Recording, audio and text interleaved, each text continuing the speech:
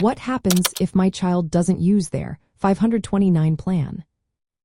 Have you ever wondered what happens to a 529 plan if your child decides not to use it for college? Let's break down the options and considerations you need to know. First, if your child does not use the funds in their 529 plan, the money can stay in the account for as long as you want. There is no penalty for leaving the funds untouched after graduation or if your child chooses not to attend college. This means you can keep the money invested for future education expenses, like graduate school or even for another family member's education. One of the great features of a 529 plan is the ability to change the beneficiary. If your child doesn't need the funds, you can transfer the account to a sibling, cousin, or even yourself if you plan to go back to school. This flexibility allows families to make the most of their savings without losing the money.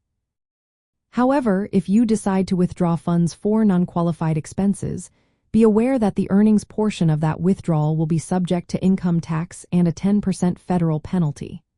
The contributions you made, which were after-tax dollars, won't be taxed or penalized. There are some exceptions to this penalty, like if the beneficiary receives a scholarship, becomes disabled, or passes away. When it comes to financial aid, colleges view a 529 plan as an asset on the free application for federal student aid. If the plan is owned by a parent or dependent student, it is counted as a parental asset. This generally has a modest impact on financial aid eligibility. However, if a grandparent or another third party owns the plan, distributions can count as student income, which may reduce aid eligibility in the following year. Unused funds in a 529 plan can also be used for other qualified education expenses beyond just college tuition. This includes K-12 tuition, apprenticeship programs, or even student loan repayments, up to a lifetime limit. This means that even if your child does not attend college, there are still ways to utilize those funds effectively. Colleges understand that 529 plans are a common way for families to save for education costs. When applying for financial aid, having a 529 plan is taken into account, but it does not disqualify students from receiving aid.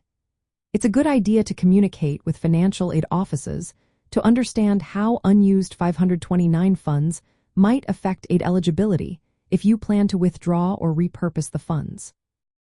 In summary, if your child does not use their 529 plan, you have several options.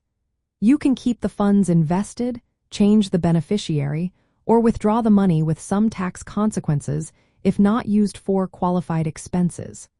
Understanding these options can help you make informed decisions about your savings for education.